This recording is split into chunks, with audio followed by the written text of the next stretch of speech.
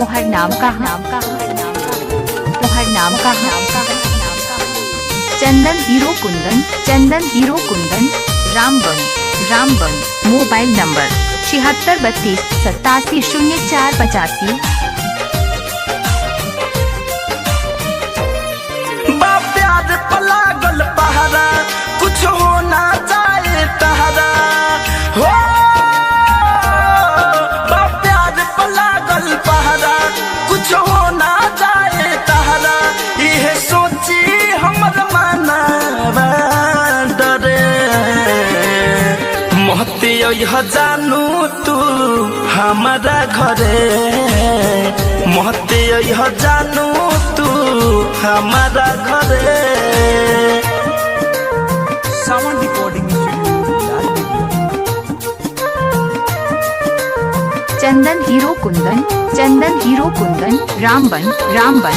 Mobile number 7632870485।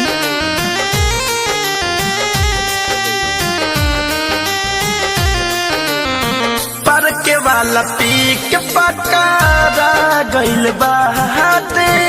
हला भइल घर में राते मैला गल डाटे।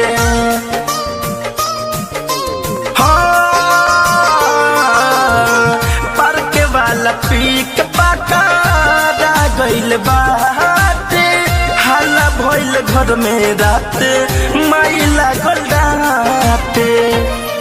हम कैद में बानी राजा हमरा के अब तू भूला जा हो। हम कैद में बानी राजा हमरा के अब तू भूला जा। तोरा नाम से मोरा भाई जारे मोहते यह सोना तू हमारा घरे। मोहते यह राजा तू हमारा घरे। तुम्हार नाम का सीख है हीरो।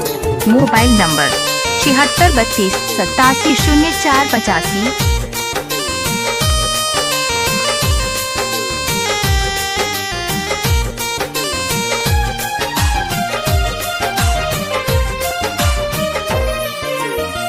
धरे कंधनंजय बात सुन महेश हो।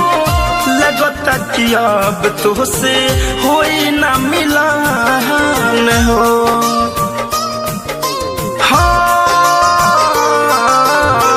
धरे कंधनंजय बात सुन राकेश हो। लगता कि अब तुझसे होई ना मिलन हो। सुन के दिल घबराता शादी ला दुल्हा खो जाता। सुन के दिल घबराता शादी ला दुल्हा खो जाता। सारा घर के लोग जुलुम करे मोहते यह जानू तू हमारा घरे। मोहते यह सोना तू हमारा घरे। RCM म्यूजिक न्यू ऐप अभी डाउनलोड कीजिए हमारे गूगल प्ले स्टोर से और पाए भोजपुरी लोकगीतों का एक से बढ़कर एक ऑडियो वीडियो सॉन्ग बिल्कुल मुफ्त।